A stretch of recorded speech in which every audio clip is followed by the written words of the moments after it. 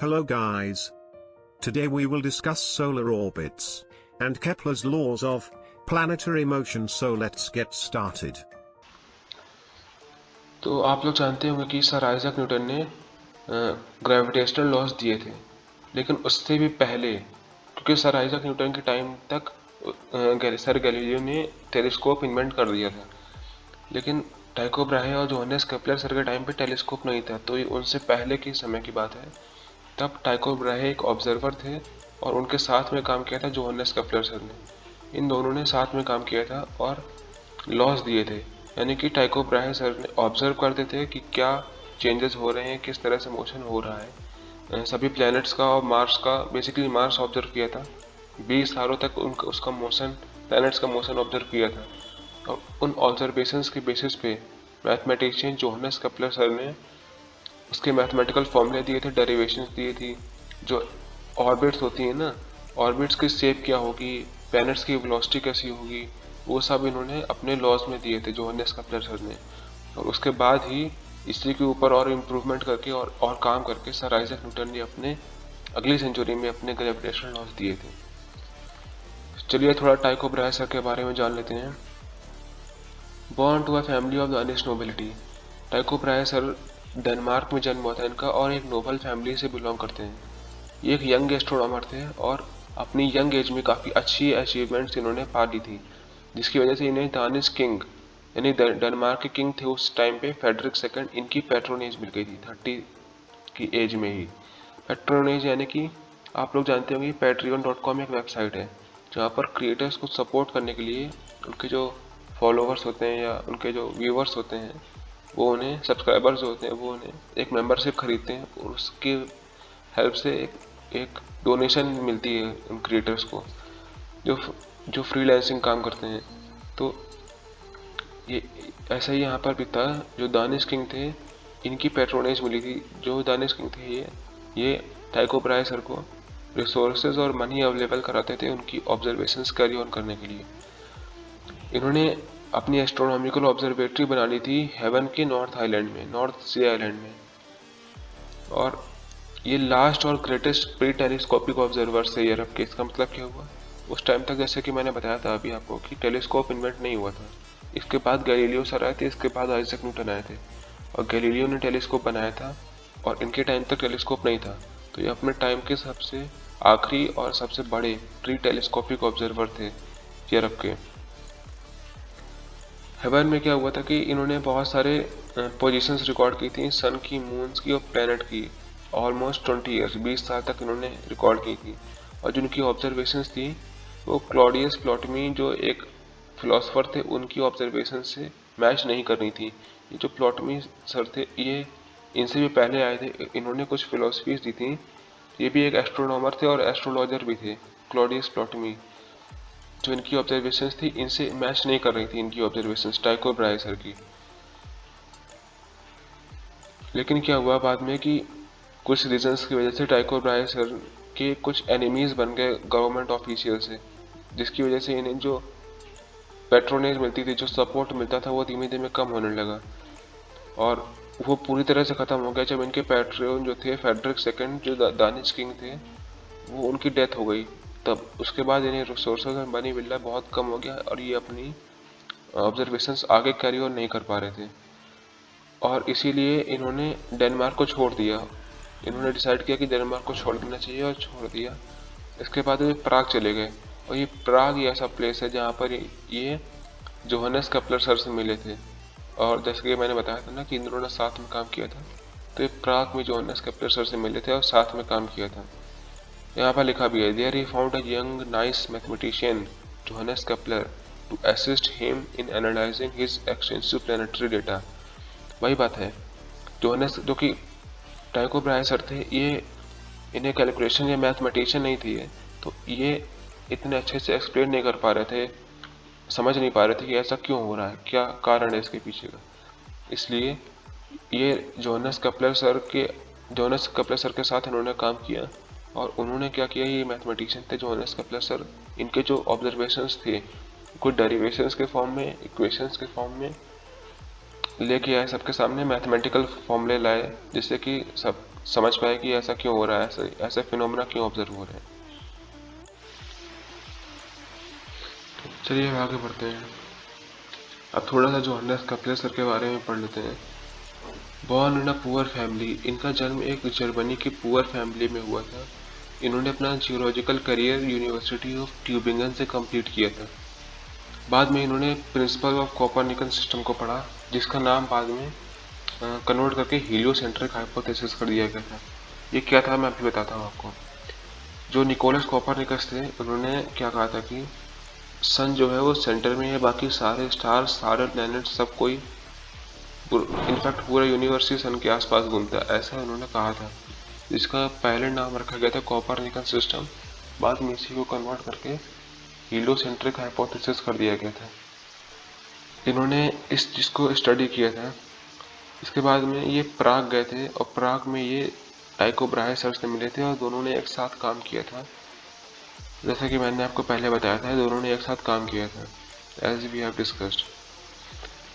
लेकिन वहाँ पर दिक्कत क्या थी कि ब्राहे सर जो थे वो पूरी तरह से केपलर को सारा मटेरियल और सारे रिसोर्सेज, सारी ऑब्जर्वेशंस नहीं बताते थे, क्योंकि उनको डर था कि कहीं केपलर ऐसा कुछ डिस्कवर ना कर लें, यूनिवर्सल मोशन की कोई ऐसी चीज़ डिस्कवर ना कर लें जिससे कि वो टाइको ब्राहे सर की ग्लोरी को, उनके फेम को और उनकी क्रेडिट को ले जाएं।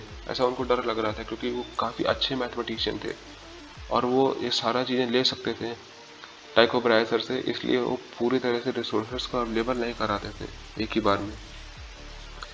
लेकिन जब टाइको ब्राहे सर की डेथ हो गई 1601 में, उसके बाद जोहान्स केपलर सर ने पूरी तरह से अपने हाथ जमाए थे, पूरी तरह से कमांड ले ली थी ये सभी ऑब्जर्वेशंस की, और तब ये अच्छे से काम करते थे। अपने तीनों लॉस भी इन्होंने इसके बाद ही दिए थे। Through his analysis of motions of planets, Kepler discovered a series of principle now known as Kepler three laws. जो ऑब्जर्वेशंस दिए थे टाइको ब्राहे सर ने, उनको अच्छे से स्टडी करने के बाद, और उन्होंने भी प्लैनेट्स के मोशन को एनालाइज किया था बाद में, जिसकी वजह से केपलर सर ने 3 प्रिंसिपल्स दिए, जिसको बाद में हम लोग आज के टाइम पे केपलर्स 3 लॉज जानते हैं, which describe the behavior of planets based on their path through space। ये planets की behavior को describe करते हैं। क्या मतलब है कि planets कितनी दूर है, planets की orbit कैसी है, किस shape की orbit है, planets की speed क्या है, टाइम कितना लगेगा, ये सारी चीज़ें इन्होंने बताई थी अपने तीनों लॉज में। जो पहले 2 लॉज थे इन्होंने पब्लिश किए थे 1609 को, और द न्यू एस्ट्रोनॉमी एक मैगजीन थी, उसमें इनके 2 लॉज स्टार्टिंग के पब्लिश हुए थे। चलिए केपलर के लॉज पढ़ते हैं। केपलर का पहला लॉ, इसको पढ़ने के लिए हम लोग को कुछ चीज़ें जाननी होंगी, जैसे कि orbit, the closed curve path of a celestial object और space craft around another celestial object is called an orbit.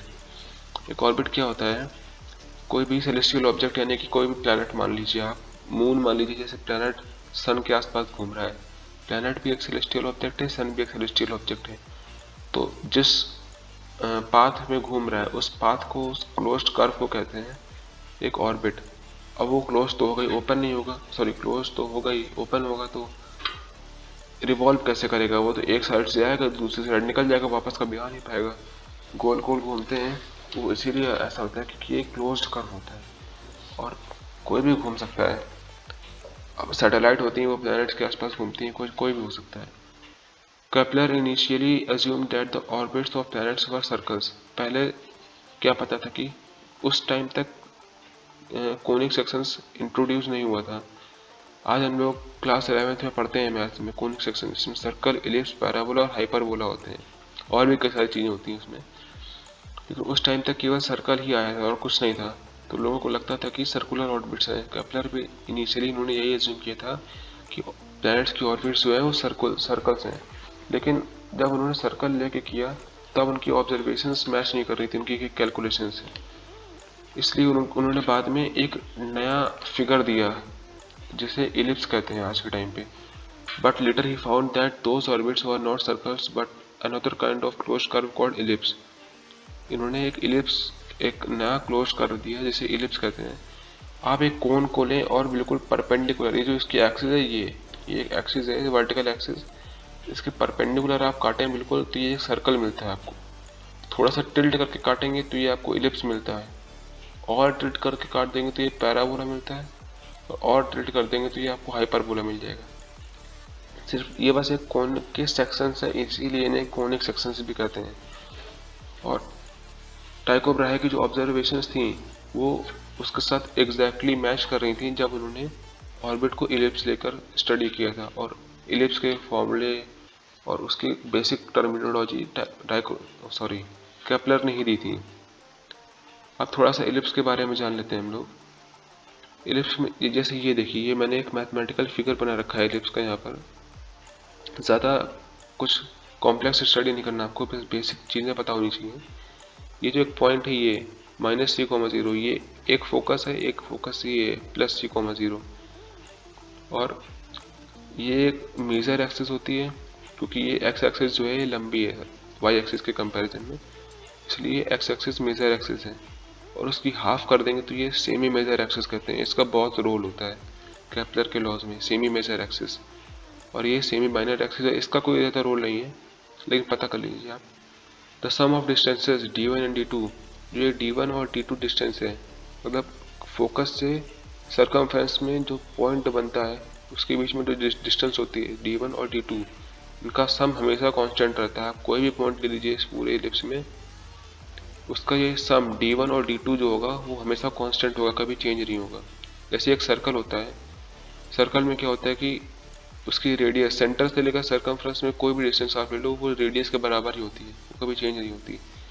बस उसी तरह का एक बेसिक टर्मिनोलॉजी है एलिप्स के लिए कि फोकस से, दोनों फोकस से जो डिस्टेंस होती है उसका सम हमेशा कांस्टेंट रहता है।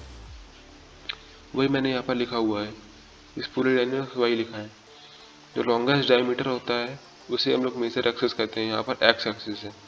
जो स्मॉलेस्ट डायमीटर है उसे माइनर एक्सिस कहते हैं, ये वाई एक्सिस है यहाँ पर। For example the semi major axis, यानी कि ये आधी लेंथ इसकी, semi major axis of the orbit of Mars which is also the planet's average distance from the sun 228 kilometres million kilometres.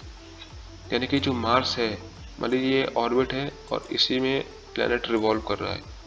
जो सन होता है वो या तो इस फोकस में होगा या तो इस फोकस में होगा, इसके बीच में कहीं भी सन लाई नहीं कर सकता। तो जो एवरेज डिस्टेंस होती है, क्योंकि एवरेज क्यों कहा गया, क्योंकि कभी देखिए ये रेड जो रेड डॉट है, मान लीजिए ये मार्स है और ये जो है यहाँ पर अभी सन है, तो कभी सन पास में आएगा, सन से पास में रहेगा प्लैनेट, जैसे ऐसे निकलेगा वैसे सन से दूर निकल जाएगा। तो यहाँ पर एवरेज लिया गया, यहाँ दूर निकल गया फिर से धीमे धीमे पास आ रहा है, ऐसे घूमेगा, तो यहाँ पर एवरेज डिस्टेंस लिया गया है। एवरेज डिस्टेंस क्या होता है कि सेमी मेजर एक्सिस के बराबर आता है, सन और मार्स के बीच का, वो है 228 मिलियन किलोमीटर्स। ऐसे ही अर्थ और सन के बीच का भी है एवरेज डिस्टेंस, जिसे हम लोग 1 एस्ट्रोनॉमिकल यूनिट कहते हैं। ये एक यूनिट है, ऐसे किलोमीटर होता है, मीटर होता है, वैसे लंबी लंबी डिस्टेंसेस को मेजर करने के लिए एक एस्ट्रोनॉमिकल यूनिट, एक लेंथ मेजर करने की यूनिट है और कुछ नहीं है। मैं आगे इसके बारे में बताऊंगा आपको, अभी इसके बारे में जानने की कोई ज़रूरत नहीं है। If the distance between these two foci becomes 0, then ellipse will become a circle. जब ये जो फोकस है ये -c,0 और c,0, इसके बीच की डिस्टेंस जो है इसको अगर 0 कर देंगे, मतलब कि ये बिल्कुल एक पॉइंट बन जाए, दोनों ये भी इधर खिसके ये भी इधर खिसकेगा तो एक पॉइंट बन जाएंगे, और ये जो इलिप्स है धीमे धीमे सिकुड़ता जाएगा और एक सर्कल बन जाएगा ऐसे। तो बस वही लिखा है, जब डिस्टेंस 0 हो जाएगी तो सर्कल बन जाएगा। Kepler generalized this result in his first law and said that orbits of all planets are ellipse. Kepler ने इस पूरी ऑब्जर्वेशन को जनरलाइज कर दिया और ये कहा कि, मतलब पहले तक था कि केपलर ने केवल मार्स के लिए, क्योंकि टाइको ब्राहे सर ने मार्स की ऑब्जर्वेशंस की थी, तो उन्हीं की ऑब्जर्वेशंस पे बेस्ड कैलकुलेशन की थी जोहानस केपलर सर ने, तो उन्होंने मार्स के लिए कैलकुलेशन की, लेकिन बाद में जनरलाइज कर दिया ये रिजल्ट कि जो फर्स्ट लॉ है ये सभी प्लैनेट्स के लिए वैलिड है, कि सभी प्लैनेट्स की ऑर्बिट्स जो होती हैं वो इलिप्स के फॉर्म में ही होती हैं। अभी यहाँ पर दूसरे जो हेवनली बॉडीज होती हैं जैसे कि मून हो गया, सैटेलाइट हो गए, उनके लिए डिस्कवर नहीं है। बाद में पता लगता है कि लगभग सभी के ऑर्बिट्स इलिप्स ही होती हैं, सर्कुलर नहीं होती हैं। Here was a decisive moment in the history of human thought. अभी तक लोग क्या मानते थे कि सब कुछ सर्कुलर है, लेकिन ये इन्होंने एक नया फिगर लिया है। अभी तक इलिप्स तो एग्जिस्ट भी नहीं करता था, एक नया फिगर इन्होंने लिया है कि इलिप्स भी होता है। इसलिए एक नया चेंज था ये पूरा ह्यूमन हिस्ट्री में। It was not necessary to have only circles in order to have an acceptable Cosmos.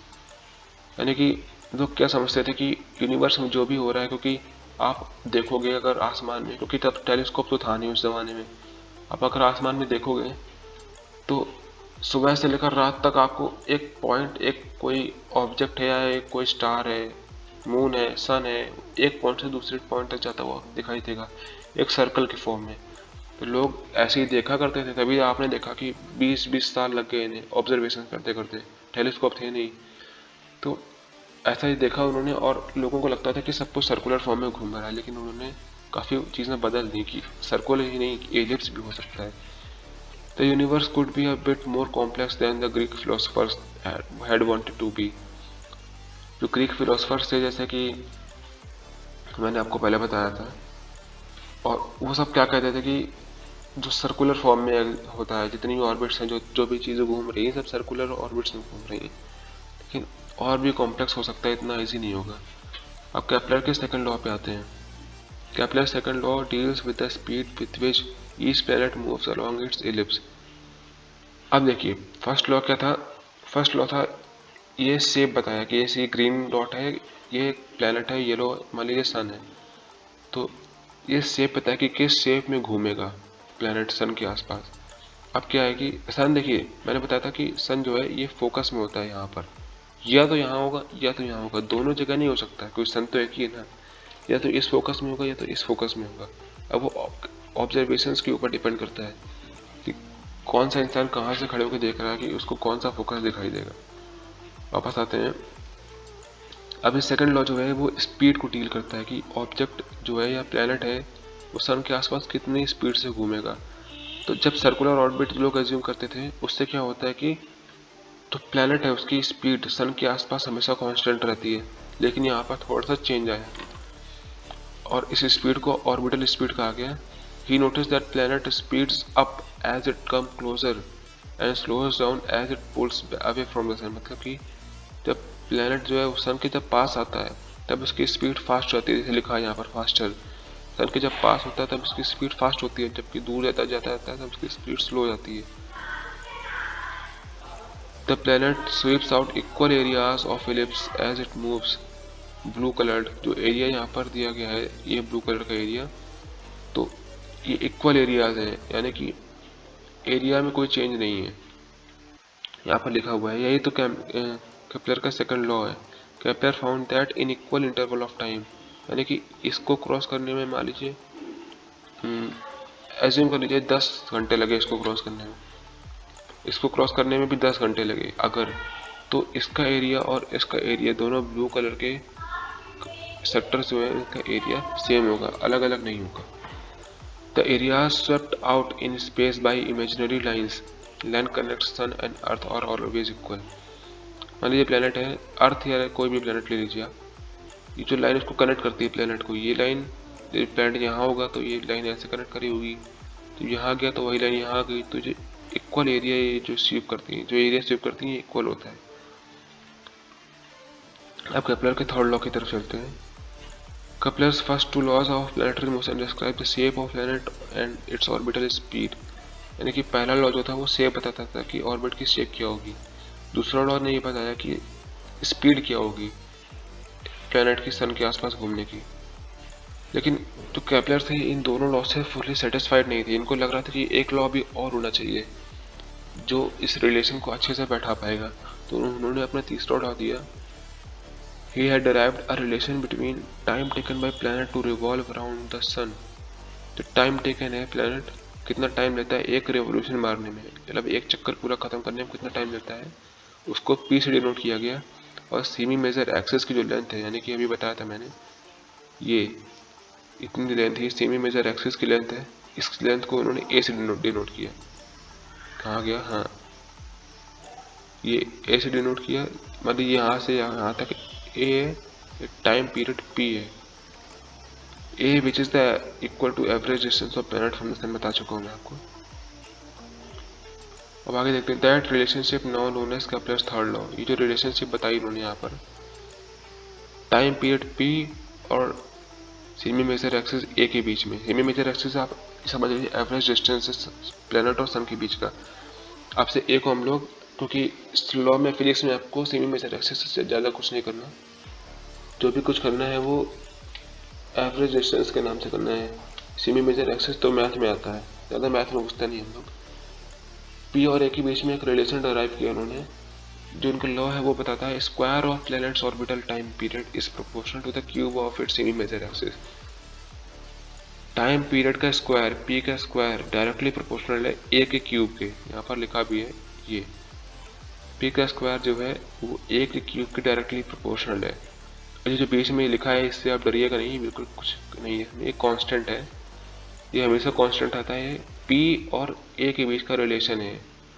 ये मास ऑफ सन है या मास ऑफ अर्थ के कोई भी प्लेनेट रख सकते हैं, जिस प्लेनेट के लिए आप एनालाइज कर रहे हैं, ये सब पूरा कांस्टेंट होता है, डायरेक्टली प्रोपोर्शनल है ए क्यूब के। तो ए है ये मेजर्ड इन एस्ट्रोनॉमिकल यूनिट, मैंने कहा था अभी आपको आगे बताऊंगा कि एस्ट्रोनॉमिकल यूनिट क्या चीज़ है। अब पी होता है ईयर्स में, पी होता है टाइम, मैंने बताया टाइम पीरियड है, ईयर्स में होगा। लेंथ है, लेंथ मीटर या किलोमीटर में तो रखेगा नहीं, क्योंकि बहुत दूर दूर होते हैं प्लैनेट्स, बहुत ज़्यादा दूर होते हैं, इसलिए एक बड़ी यूनिट रखी गई, इससे एस्ट्रोनॉमिकल यूनिट कहते हैं हम लोग। One astronomical unit is the average distance between sun and earth. जैसे average distance between Mars and earth था 228 मिलियन किलोमीटर, वैसे यहाँ पर सन और अर्थ के बीच का जो एवरेज डिस्टेंस है वो वन एस्ट्रोनॉमिकल यूनिट डिफाइन किया गया है, कि स्टैंडर्ड सेट कर दिया गया कि आप आगे कुछ भी मेजर करेंगे लंबी लंबी डिस्टेंसेस तो इसको रेफरेंस मान के मेजर करेंगे। यानी कि अगर कोई 3 × 10⁸ किलोमीटर डिस्टेंस है तो उसको 3 के बाद 8 जीरो लगाने से बेहतर है कि 3 एस्ट्रोनॉमिकल यूनिट रिप्रेजेंट करेंगे, और वो आसान रहता है समझने में। वन एस्ट्रोनॉमिकल यूनिट होती है 1.5 × 10⁸ किलोमीटर, यानी कि इतनी डिस्टेंस है एवरेज डिस्टेंस सन और अर्थ के बीच की। तो अपना पहला लेक्चर यहीं पर ख़त्म होता है, प्लैनेटरी मोशंस हमने ख़त्म कर लिए हैं, अब अगले लेक्चर में देखेंगे बाद में। Thank you.